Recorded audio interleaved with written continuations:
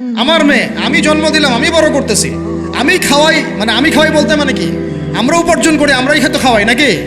আমরা ওসিলা না রিজিকের, আমরা কামাই রোজগার করে নিয়ে আসি। আমি খাওয়াই বলতে বোঝাচ্ছি আমরা কামাই রোজগার করে নিয়ে আসি, আমাদের ভালোবাসা দিই, মহব্বত করি, তিলে তিলে আদর মহব্বত দিয়ে বড় করি। আমার মেয়ে কেমন করে বাইরে যায়? কেমন করে বাইরে যায়? কোন সাহসে যাবে? আমি বাবা হয়ে বেঁচে থাকতেও কিভাবে যাইতে পারে? গেলে ওকে একদম খাওয়ার বন্ধ করে দিবেন। আমার ছেলে বালেগ হয়েছে, নামাজে যাবে না কেন? যাবে না কেন? যদি না যায় আমি ওর খাওয়া বন্ধ করে দিব। শাসন করতে হবে সবসময়, কিন্তু মিষ্টি কথা চিরা ভিজে না। আল্লাহ পাক কোরআনের মধ্যে হেদায়েত দিতে উৎসাহিত করেছেন, এখানেই আবার আইনগুলো নাজিল করেছেন। মানে সবসময় মানুষকে দাওয়াত দিয়ে বুঝিয়ে সুঝিয়ে কাজ হয় না, মাঝে মাঝে পিটানো লাগে, লাগে না?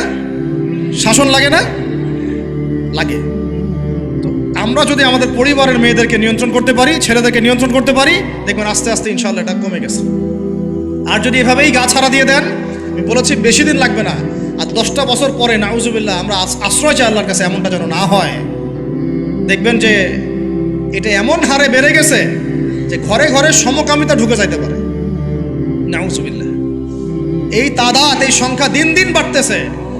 আপনাদের শহরে, আপনাদের এই অনেক অনেক, এই যে এখানে আমি অনেক মাহফিল করেছি, অনেকেই আমাকে চিরকুট দিয়েছিলেন যে ভাই এখানে সমকামিতা বেড়ে যাচ্ছে, এই বিষয়ে কিছু বললেন। চিন্তা করেন, ভিতরে ভিতরে এগুলো চলতেছে, হোটেলে হোটেলে চলতেছে। আপনারা ভালো মানুষে যে বসে থাকলে হবে না, এত ভালো মানুষ হতে আল্লাহ পাক বলেন নাই। আল্লাহ পাক বলেছেন সৎ কাজে আদেশ করো, অসৎ কাজে কি করো? নিষেধ করো। এবং আপনি আপনার জায়গায় আল্লাহ বিরোধী কোনো কিছুকে প্রশ্রয় দিবেন না। ব্যাস, সরকার কোথায় যায় যাক, প্রশাসন কি করে করুক, ওটা আমার দেখার দরকার নেই। আমি আমার জায়গা থেকে আল্লাহ এবং রাসূলের বিরুদ্ধে কোনো কাজ করব। সিম্পল। এই যে ইতিহাসটা ওরা জানতো না, সেন্ট ভ্যালেন্টাইন্স ইতিহাসটা বলবো, ওরা জানে এই যে কত সালে এটা বাংলাদেশে আসছে, ওরা আসলে জানে কে নিয়ে আসলো? দেখেন, ওটা বললামই, ওটা আনার পরে জেনা, ব্যভিচার, ফ্রি মিক্সিং, বাণিজ্য সব বেড়ে গেল। এটাকে কেন্দ্র করে কর্পোরেটরা এখন বাণিজ্য করতেছে। শুধুমাত্র এই দিবসে, শোনেন, আর এগুলো বলতে চাইনি, আমি বলতে বাধ্য হচ্ছি, শুধুমাত্র এই দিবসে কোটি কোটি টাকার কন্ডম বিক্রি হয়, জানেন? এটা শুধু শুধু কয়েকটা কান্ট্রির পরিসংখ্যান। সারা বিশ্বের পরিসংখ্যান দিলে তো আপনার চোখ কপালে উঠে যাবে। কি হচ্ছে আর কি হচ্ছে না। যেখানে আল্লাহ রাব্বুল আলামিন বলছেন চোখ নিচু করো, কাছেও যেও না, ওটা তো কোরআনে পড়ে থাকলোই, ওটাকে লঙ্ঘন করে জেনা হচ্ছে, ব্যভিচার হচ্ছে, অবৈধ সম্পর্ক হচ্ছে, প্রচুর ধর্ষণ হবে কালকে। আর ধর্ষণ হলে আমি বলবো শুধু ছেলেটা দায়ী না, মেয়েরাও দায়ী আছে। তোমাকে মাহরাম ছাড়া কে বের হইতে বলছে? মাহরাম ছাড়া একটা মেয়ের হজ ফরজ না। মনে করেন আপনার ঘরে একজন মহিলা আছেন যার মাহরাম নাই, তার উপর হজই ফরজ হয় নাই। মাহরাম ছাড়া যার হজই ফরজ হয় না, তাকে মাহরাম ছাড়া এভাবে হোটেলে একটা ছেলের সাথে বাইকে যেতে কে বলছে?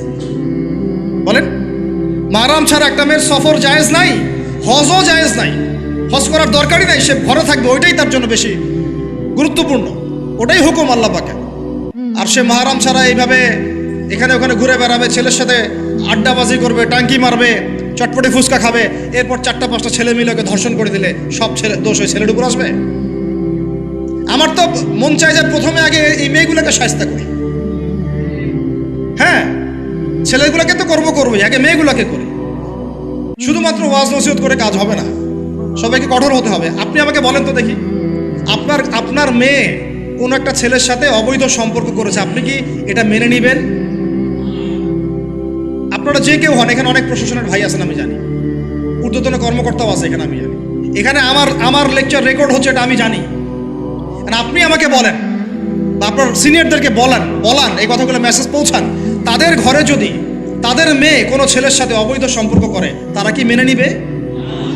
তাদের মেয়েকে যদি কেউ ধর্ষণ করে, তারা কি মেনে নিবে? আপনার ছেলেটা যদি সমকামী হয়, আপনি কি মেনে নিবেন? আপনার বাসায় যদি কালকে একটা ছেলে এসে বলে যে, আপনার মেয়ে এসে বলে যে বাবা আমি ওকে ভালোবাসি, ওর সাথে বিয়ে করার আগে আমি যৌন সম্পর্ক করে ফেলছি, আপনি কি মেনে নিবেন? আপনি যদি জানতে পারেন কালকে আপনার মেয়ে গর্ভবতী হয়ে গেছে, আপনি কি মেনে নিবেন?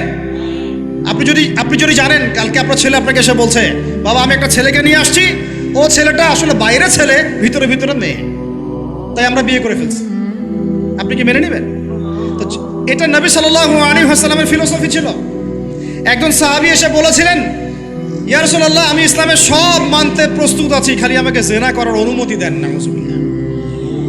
সাহাবীরা রাগ হয়ে গেছেন, এই কার সাথে কি কথা বলো, বেয়াদবি করতে। নবী সাল্লাল্লাহু আলাইহি ওয়াসাল্লাম বললেন, দাঁড়াও, দেখো তাকে ছাড়ো, আমি বুঝাচ্ছি। নবীজি তখন বললেন, দেখো তুমি যে প্রস্তাবটা আমাকে দিলা, ইসলামের সব তোমার ভালো লাগে, কিন্তু জেনা করতে চাচ্ছ, তো এখন বলো তো দেখি, তোমার মায়ের সাথে কেউ যদি এমন করে তুমি কি রাজি হবা? সে বলছে না। তোমার খালার সাথে করলে না, তোমার বোনের সাথে না, তোমার স্ত্রীর সাথে না। তাহলে যেটা তুমি অন্যের ক্ষেত্রে চাচ্ছ না, পছন্দ করো না, সেটা কেন তুমি তোমার ক্ষেত্রে চাচ্ছ? এভাবে চিন্তা করলে আমাদের আর কথা বলার দরকার আছে? আল্লাহ পাক আমাদের সবাইকে কথাগুলো বোঝার তৌফিক দান করে। সবচেয়ে বেশি ভালোবাসেন, মহব্বত করেন আমাদেরকে আমাদের রব। কে ভালোবাসে আমাদেরকে? আল্লাহ ছাড়া আসলে ভালোটা বাসেই বা কে? আমরা যে পবিত্র সম্পর্কে কথাও বললাম, এই যে স্বামী স্ত্রীর সম্পর্ক, স্বামী স্ত্রীর মধ্যে মহব্বত, পবিত্র সম্পর্ক, এটা হালাল, বৈধ। আল্লাহ পাক বৈধতা দিয়েছেন, কারণ আমাদের প্রবৃত্তির চাহিদা আছে। এই চাহিদা পূরণের জন্য আল্লাহ পাক আমাদেরকে হালালভাবে বিয়ে করতে বলেছেন। সমাজ বিয়েটাকে কঠিন করে ফেললো আর জেনাটাকে সহজ করে ফেললো। বিয়ে কঠিন হয়ে গেল, এরা এখন বিয়ে করতে পারবে না চাইলে। 21 বছর না, 20 বছর বয়স হলে সে বিয়ে করতে পারবে না। 20 বছর একটা ছেলে আগামীকাল এই তথাকথিত ভালোবাসা দিবস পালন করতে পারবে, জেনা করতে পারবে। কেউ বলার কিছু নাই, কেউ বলার নাই, কেউ দেখার নাই, চলছে মানে এভাবেই চলছে। সমুদ্রের পানিতে ভেসে গেছি আমরা। একটা মেয়ের বয়স 17 বছর, সে কালকে জেনা করবে। অগণিত মেয়ে কালকে 17 বছরের মেয়ে জেনা করতে পারে, আল্লাহ হেফাজত করুন, কিন্তু এ এখন বিয়ে করতে পারবে না। বিয়ে করতে গেলে সমস্যা। তাহলে চিন্তা করেন, পয়সার এক পিঠ যদি আপনি দেখেন, অপর পিঠ দেখতে হবে। এক পিঠে যদি এই সমস্যা হয়, অপর পিঠে কি পড়তে সেটা দেখতে হবে, আমাকে বুঝতে হবে। বিয়ে কঠিন হয়ে গেল, জেনা সহজ হয়ে গেল। আবার বাসায় ধরেন একটা পুরুষের সামর্থ্য আছে, চাহিদাও বেশি, সামর্থ্য আছে অনেক, চাহিদাও বেশি। সমাজে বিধবা মেয়ে পড়ে আছে, তালাকপ্রাপ্ত মেয়ে পড়ে আছে, এতিম মেয়ে পড়ে আছে, বিয়ে করার মানুষ নাই। এখন সমাজে যদি কোনো সৎ পুরুষ একাধিক বিয়ে করে, তাকে সমাজে বাঁকা চোখে দেখা হবে। কিন্তু এই পুরুষে যদি বিয়ে না করে বাইরে আরো 10টা মেয়ের সাথে অকাম কুকাম করে, তাকে কিচ্ছু বলা হবে না। বলেছি আমি, কোরআন একদিকে, সুন্নত একদিকে, ইসলাম একদিকে, সমাজ, এই সমাজের তাকদির খারাপ। এভাবেই নবী সাল্লাল্লাহু আলাইহি ওয়াসাল্লাম পেরেশান ছিলেন, কিভাবে সমাজের মানুষকে ফেরানো যায়। আজকে আমরাও পেরেশান। আল্লাহ পাক সবার আগে আমাকে ইসলাহ দান করেন, আমার পরিবারকে দান করেন, আমাদের প্রত্যেক দিনই ভাই বোনকে দান করেন এবং ইস্তেকামাত দান করেন। আল্লাহুম্মা সাব্বিতনা ওয়াজআলনা হাদিয়ান ওয়া মাহদিয়া, আমিন ইয়া রাব্বাল আলামিন। তো এখন কথা হচ্ছে, এগুলো চলছে আমাদের চোখের সামনেই। কিন্তু দেখেন প্রিয় ভাইয়েরা, আল্লাহ পাক শাস্তি বলেছেন 100 বেত্রাঘাত। কেউ যদি আবার বিবাহিত হয়ে এই কাজ করে, জেনা করে, তাহলে তার শাস্তি কি বলেছেন? বলা হয়েছে কোমর পর্যন্ত মাটিতে পুঁতে ফেলে তাকে পাথর নিক্ষেপ করে হত্যা করতে হবে। এটা কোরআন এবং হাদিসের শাস্তি। আর আমরা কি করছি দেখেন। আমি 2টা হাদিস বলি আপনাদেরকে, শুনেন, ইয়াংরা শোনেন। এই 2টা হাদিস আজকে ভুলবেন না। আলোচনা অনেক লম্বা হচ্ছে তো অনেক কিছু ভুলে যেতে পারে, এই 2টা হাদিস ভুলেন না। একটা হচ্ছে 3 জন ব্যক্তি একবার একটা গুহায় আটকা পড়ছে।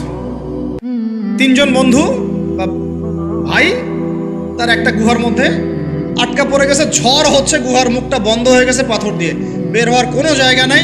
এখানে নিশ্চিত মৃত্যু, কোনো সুযোগই নাই বাঁচার। তারা অনেক চেষ্টা করে বের হতে পারলো না। শেষমেশ তারা বলছে যে আমাদের যদি কোনো নেক আমল থাকে, সেই নেক আমলের ওসিলা করে আল্লাহর কাছে দোয়া করি, আল্লাহ চাইলে আজকে আমাদেরকে বাঁচাতে পারে। একজন বলছে, আল্লাহ, আমার মা ছিল, পিতামাতা ছিল, তো মাকে আমি দুধ পান না করি আমার সন্তানদেরকে কখনো খাওয়াতাম না। একদিন গিয়ে দেখি যে মা ঘুমিয়ে গেছে, আমার বাচ্চারা কান্নাকাটি করছে, তবু আমি আমার বাচ্চাকে কান্না অবস্থায় রেখেছি, মাকে খাওয়াই নাই, ওদেরকে খাওয়াই নাই। আগে মাকে খাওয়াইছে, তারপর ওদেরকে খাওয়াইছে। আজকে ঘরে ঘরে মাদের সাথে কি আচরণ দেখেন, কি একটা অবস্থা দেখেন সমাজে, কি প্রজন্ম তৈরি করেছেন। মারা এখন বৃদ্ধাশ্রমে চলে যাচ্ছে, শিক্ষিত মা, তাই না? মায়ের পায়ের নিচে আপনার জান্নাত। আর এটাও একটা ব্যাপার যে মায়েরা আবার হাজরা আলাইহিস সালামের মতো হবেন না, যে মায়েরা সারা আলাইহিস সালামের মতো হবেন না, আয়েশা খাদিজা রাদিয়াল্লাহু আনহুমা তাদের মতো হবেন না, তো আপনাদের গর্ভ থেকে তো এর চেয়ে ভালো সন্তান আশা করা যায় না। সমস্যা সব দিকে আছে না? তো ও এই দোয়া করার সাথে সাথে একটু সরে গেল, আল্লাহর পক্ষ থেকে এই পাথরটা একটু সরে গেল, কিন্তু বের হওয়ার জন্য এনাফ না। এরপরে আরেকজন দোয়া করছে যে আল্লাহ, আমার একজন কর্মচারী ছিল, টাকা পাইতো আমার কাছে কিছু, তো সে একদিন বেতন না নিয়ে চলে গেছে, টাকাটা দিয়ে আমি কিছু পশু কিনেছি, মানে গবাদি পশু। এই গবাদি পশু 2টা থেকে 4টা, 4টা থেকে 8টা হতে হতে অনেকগুলো হয়েছে। অনেক দিন পর সে আসছে, এসে বলছে আমার টাকা দাও। সে বলছে যে এই সবগুলো পশু তোমার, নিয়ে যাও। তুমি কি ইয়ার্কি ফাজলামি করতেছো আমার সাথে? আমার টাকা আমাকে দাও। না, ইয়ার্কি ফাজলামি করতেছি না, এটা তোমার টাকা দিয়ে কেনা ছিল, সবগুলো বংশবৃদ্ধি হতে হতে আজকে এই অবস্থা হচ্ছে। আল্লাহ, তোমার সন্তুষ্টির জন্য যদি এই কাজ করে থাকি, আল্লাহ আজকে আমাকে এই বিপদ থেকে বাঁচাও। পাহাড়ের মুখ থেকে পাথরটা একটু সরে গেল, বের হওয়ার জন্য যথেষ্ট না। তৃতীয় ব্যক্তি, আমি এইটাই বলতে যাচ্ছিলাম, ইয়াংরা শুনেন ভালো করে। তৃতীয় ব্যক্তি সেজদায় পড়ে আল্লাহকে বলছে, হাত তুলে আল্লাহকে বলছে, আল্লাহ, আমার একজন খুব সুন্দরী চাচাতো বোন ছিল, কাজিন, আমি তাকে পাইতে চাইতাম। বুঝেন না, পাইতে চাইতাম মানে কি? তাকে পেতে চাইতাম, অফার করতাম, সে রাজি হয় না। একদিন সে বলল যে 100 স্বর্ণমুদ্রা দিতে পারলে আমি রাজি, 100 স্বর্ণমুদ্রা দিতে পারলে আমি রাজি। এখন তো এদেরকে স্বর্ণমুদ্রাও দেওয়া লাগে না, এমনিই রাজি নাকি? জেনা করার জন্য কি এমনিই রাজি? খালি একটু, আসলে সত্যি কথা বলতে কি, একটা মেয়ে যদি চায় যে আমি আমার ইজ্জত ধরে রাখবো, কোনো ছেলের ক্ষমতা নাই সেই ইজ্জত নষ্ট করে। এটাই সত্য কথা। আমার স্ত্রী এই কথাটা খুব জোরালোভাবে আমাকে বলে, আমি যখন রাস্তায় হাঁটবো, আমি যদি চাই, তাহলে কোনো ছেলে আমার কাছে ঘেঁষতে পারবে না, আমি সুযোগ দিলে তখন ঘেঁষতে পারবে। একটা মেয়ে যদি চায় যে একটা ছেলে আমার সাথে ইটিস পিটিস করুক, সে ছেলে করবেই করবে। একটা মেয়ে যদি চায় যে একটা ছেলে আমার পর্যন্ত আসতে পারবে না, আমি আমার ব্যক্তিত্ব গায়রত বজায় রাখবো, আমি ডিস্টেন্স মেনটেন করবো, আমি কোনো সুযোগ দিব না, ছেলে সুযোগ পাবে না কখনো। এত সহজ না। সর্বোচ্চ তখন কি করতে পারে? ধরে 10 জন মিলে ধরে ওকে জোর করে তার সাথে কিছু করতে পারে। ওরকম কিছু করলে তো আল্লাহর গজব নেমে আসবে। ওই যে সারা আলাইহিস সালামকে তুলে নিয়ে গিয়েছিলেন একটা বাদশা, মনে নেই আপনাদের? সারা আলাইহিস সালামকে একটা বাদশা এরকম উঠাই নিয়ে আসছে। আর সারা আলাইহিস সালাম সবচেয়ে সুন্দরী মেয়েদের একজন ছিলেন পৃথিবীর ইতিহাসে, ইব্রাহিম আলাইহিস সালামের স্ত্রী। তখন তিনি হাত বাড়াচ্ছে তার দিকে ধরার জন্যে, আর সারা আলাইহিস সালাম তখন বলছে, দাঁড়ান, আমাকে 2 রাকাত নামাজ পড়তে দেন। 2 রাকাত নামাজ পড়ে তিনি আল্লাহর কাছে হাত তুলে বলেন, আল্লাহ, তুমি জানো আমি আমার সতীত্ব, আমার ইজ্জত, আমার সম্মান আমার স্বামী ছাড়া আর কারোর সামনে কখনো প্রদর্শন করি নাই। আজকে এই জালেমের হাত থেকে আল্লাহ তুমি আমাকে বাঁচাও। ওইদিকে ইব্রাহিম আলাইহিস সালাম নামাজে দাঁড়িয়ে গেছে। ওই জালেম বাদশা যখনই হাত বাড়ায়, হাত অবশ হয়ে যায়, মাথা ঘুরে পড়ে যায়। 3বার 4বার চেষ্টা করেছে, তারপর পারে নাই। শেষে বলেছে, তোমরা আমার কাছে কাকে নিয়ে আসছো? নিয়ে যাও এটা আমার সামনে থেকে। পরে উল্টা হাজরা আলাইহিস সালামকে হাদিয়া সহ দিয়ে পাঠিয়ে দিচ্ছে। একটা মেয়ে চাইলে তার ইজ্জত সম্মান এভাবে রক্ষা করতে পারে। তোমরা জেনায় ছেলেরা লিপ্ত করেছে, কারণ তোমরা চেয়েছো বলেই করতে পারছো। তুমি ফিতনা না ছড়াতা, তুমি বেহায়ের মতো বাইরে বের না হতা, তুমি তোমার চুল খোলা না রাখতা, তুমি তোমার পোশাক ঠিক রাখতা, তোমার কথা ঠিক রাখতা, তোমার কথার মধ্যে শক্তি রাখতা, মিষ্টি মিষ্টি প্রলোভন দিতা না, বাইকের পেছনে বসতা না, চটপটি ফুচকা খাইতা না, এখানে ওখানে আড্ডা মারতা না, কোনো ছেলে তোমার কাছে আসতে পারতো না। তোমরা এই কাজ করেছো, ছেলে আসতে পেরেছে। আপনারা তো কিছু হইলে ছেলেদেরকেই দোষ দেন। ছেলেরা তো এমনি আকর্ষিত হবেই। আমি একজন ছেলে হিসেবে বলতেছি এটা না তো বিষয়টা। একটা ছেলের ফিতরত এটা, যে তার কাছে সবচেয়ে সুন্দর মনে হবে একটা মেয়েকে। এটা একটা ছেলের ফিতরত, স্বভাব ধর্ম, এটা চুম্বকের মতো আকর্ষণ করবে। আর এর উপর যখন আপনি এটাকে ফ্রি অ্যাক্সেস করে দিবেন, লাইসেন্স করে দিবেন, বেপর্দায় বের হবে, গায়ের জামা কাপড়ও ঠিক নাই, হ্যাঁ, তারপর কথাবার্তা মিষ্টি মিষ্টি প্রলোভিত টানতেছে, সিডিউস করতেছে, তখন তো একটা ছেলে মিসগাইডেড হইতেই পারে, স্বাভাবিক। ছেলেরও দোষ আছে, কিন্তু অবশ্যই এখানে মেয়েরও দোষ আছে। আমরা তো অনেক সময় ঢাকা শহরে দেখি রাত 10টা 12টা বাজতেছে, আমরা মাহফিল করে যাচ্ছি, কোনোদিন বাসায় ফিরতে 1টা 2টা 3টাও বাজে, রাত 3টার সময় ছেলে মেয়ে বাইকে করে ঘুরতেছে ঢাকা শহরে। ওই মেয়েটার কি বাসায় বাবা নাই? ভাই নাই, কোনো স্বামী বা কেউ নাই, মাহরাম কেউ নাই। আমরা সুযোগ দিচ্ছি বলেই তো আমাদের ঘর পর্যন্ত ঢুকতে পারছে। সবার আগে মেয়েদেরকে শক্ত হইতে হবে। আর মেয়ের বাবা যারা, আমি তো নিজেও মেয়ের বাবা, আমরা বাচ্চাদের সাথে সময় কাটাই আর ভাবি যা কি যে হবে ভবিষ্যতে আল্লাহ ভালো জানেন। কিভাবে মেয়েকে মানুষ করব, কিভাবে সতীত্ব রক্ষা করবে আমাদের মেয়েরা। যা চলতেছে অনেক মাদ্রাসার মেয়ে পর্যন্ত নষ্ট হয়ে গেছে। আপনারা জানেন না তো, আমরা জানি কথা। মাদ্রাসায় পড়ুয়া বহু মেয়ে নষ্ট হয়ে গেছে। যতদিন পর্যন্ত এদের হাতে মোবাইল ফোন ছিল না, ইজ্জত ঠিক ছিল। মোবাইল ফোনটা যখনই ঢুকেছে ইজ্জত নষ্ট হয়ে গেছে বহু মেয়ের। আমি এরকম জানি, বলতে চাচ্ছি না। যাই হোক, ওই জায়গায় আসেন, ওই ছেলেটা তখন 100 স্বর্ণমুদ্রা অর্জন করেছে, কষ্ট করে আর্ন করেছে। যে আপনাদেরকে বলে যে নিজের পায়ে দাঁড়াও, তারপরে তোমার সাথে রাজি। সে অনেক কষ্ট করে 100 স্বর্ণমুদ্রা অর্জন করে মেয়ের কাছে গিয়েছে। চাচাতো বোনকে বলেছে যে স্বর্ণমুদ্রা নাও, এখন বলো তুমি রাজি না। সে মেয়ে বলছে হ্যাঁ ঠিক আছে। তো এখন দুজনের মধ্যে যা হওয়ার তাই হচ্ছে। অ্যাডাল্ট আপনারা সবাই বুঝেন। কিন্তু এখন মূল যে কাজটা, স্বামী স্ত্রীর যে মূল মিলন, এই মিলনটা করার জন্যে সেই ছেলেটা বসছে। হাদিসের মধ্যে আসছে এভাবে, 2 পায়ের মাঝখানে বসে পড়ছে ছেলেটা, এখনই জাস্ট শুরু করবে। তখন ওই মেয়েটা বলে উঠছে যে হে আল্লাহর বান্দা, আল্লাহকে ভয় করো। আমি আমার সতীত্ব কখনো নষ্ট করি নাই, তুমি আল্লাহকে ভয় করো। এই কথাটা যখনই বলছে তখন ওই ছেলের মনের মধ্যে এমনভাবে একটা রিয়াকশন জন্ম নিয়েছে, আল্লাহর পক্ষ থেকে এমন একটা নূর আর হেদায়েত চলে আসছে। ওই অবস্থা থেকে ছেলেটা উঠে চলে গেছে এবং স্বর্ণমুদ্রাও দিয়ে দিচ্ছে, যে স্বর্ণমুদ্রাও আমার দরকার নেই, যা। এবার সেই গুহার মধ্যে বন্দী অবস্থায় আল্লাহর কাছে হাত তুলে দোয়া করতেছে, আল্লাহ তুমি যদি জানো ওই কাজটা আমি তোমার সন্তুষ্টির জন্য করেছিলাম, আজকে আমাকে এই সাক্ষাৎ এই মওতের হাত থেকে বাঁচাও। সাথে সাথে এই পাথর সরে গেছে। এই হাদিসটা আমি এই কারণে বললাম, যদি আমি জেনা থেকে বেঁচে থাকতে পারি, ইনশাআল্লাহ তাআলা আল্লাহ পাক সাক্ষাৎ মৃত্যুর মতো এই আযাব থেকেও, বিপদ থেকেও আল্লাহ বাঁচাতে পারেন। এটা একটা হাদিস, সবাই মনে রাখবেন। দ্বিতীয় একটা বলি, এটা আমাদের সব বিবাহিতদের জন্য। আজকে তো বিবাহিতরাও অভাব নাই। আর আমি আশ্চর্য হয়ে যাই যে বিবাহিত একটা ছেলে, বিবাহিত একটা পুরুষ তার স্ত্রীকে এভাবে বেহায়ার মতো কিভাবে সবার সামনে শো করতে পারে।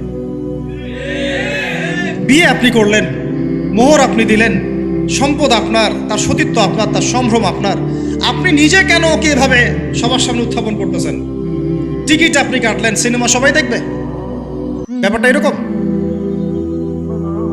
কি অবস্থা! আবার কোন কোন ঘরে দেখা যায় স্বামীরা কন্ট্রোল করতে চাচ্ছে, কিন্তু মেয়ে ওই স্ত্রী কন্ট্রোলে থাকতে চায় না।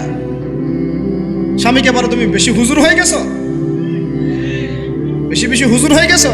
এই যুগে এগুলো চলে, এটা আধুনিকতার মডার্ন যুগ। এই করতে করতে আমাদের সমাজে পরকীয়া ছড়ায় পড়ছে। এখন এই পরকীয়া বলতে কি হাদিসটা কথা মাথায় আসছে।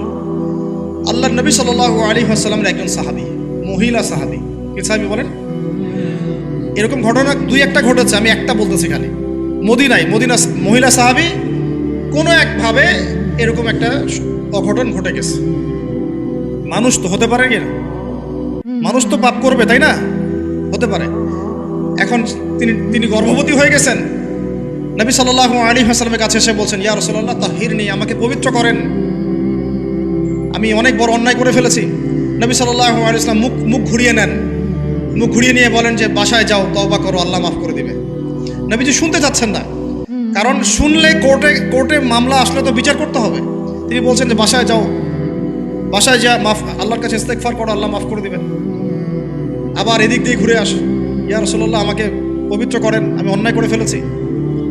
এভাবে কয়েক দফার পরে নবীজি বলছেন, তুমি কি অন্যায় করেছো? এমন কোন কাজ কি তুমি করেছো? সুরমা দানিতে সুরমা নেয়ার সময় আমরা যেভাবে নেই, এরকম কোনো কাজ কি তুমি করেছো? মানে উনি শব্দটা উচ্চারণ করলেন না মুখ দিয়ে, একটা এক্সাম্পল মিসাল দিয়ে বুঝালেন, তুমি কি এরকম কোনো কাজ করেছো? অ্যাডাল্ট্রি কোনো কাজ করেছো? তো তিনি বলছেন, হ্যাঁ আমি গর্ভবতী হয়েছি। নবী সাল্লাল্লাহু আলাইহি ওয়াসাল্লাম আমার বিচার করে দেন। তিনি বলছেন যে বাসায় যাও, আগে সন্তান জন্ম দাও, তারপরে দেখা যাবে। সন্তান জন্ম হলো, সেই মহিলা আবার এসেছেন সাহাবী, ইয়া রাসূলুল্লাহ আমার বিচার করে দেন। বলছেন সন্তান জন্ম হয়েছে, হ্যাঁ, এখন সন্তান কি করে? দুধ পান করে, করাও, তারপরে বিচার করে দেন। 2 বছর দুধ পান করা শেষ, সন্তান এখন শক্ত খাবার খেতে পারে, কোলে করে সন্তানকে নিয়ে আসছেন।